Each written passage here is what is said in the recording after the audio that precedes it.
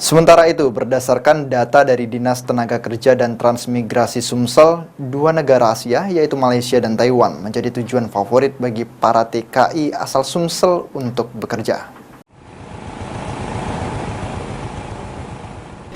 Disampaikan oleh Kabid Pentakerja Disnaker Trans Sumsel, Andi Bobi. Saat ini jumlah warga Sumsel yang bekerja sebagai tenaga kerja di luar negeri jumlahnya tidak sampai 100 orang, di mana mereka bekerja di dua negara Asia yaitu Malaysia dan Taiwan, dan sebagian besar sebagai buruh. Saat ini menurut Andi Bobi, Disnaker Trans Sumsel berusaha agar para TKI Sumsel bekerja sebagai tenaga formal. Kedepan menurut Andi, Disnaker Trans Sumsel akan memberangkatkan para tenaga kerja ke luar negeri di negara Eropa, Jepang, dan Korea Selatan. Ke Malaysia, kemudian ke Taiwan, tapi kita berharap lebih banyak kita arahkan ke Eropa atau ke Jepang atau ke Korea. Sebagai buruh rata-rata Pak ya?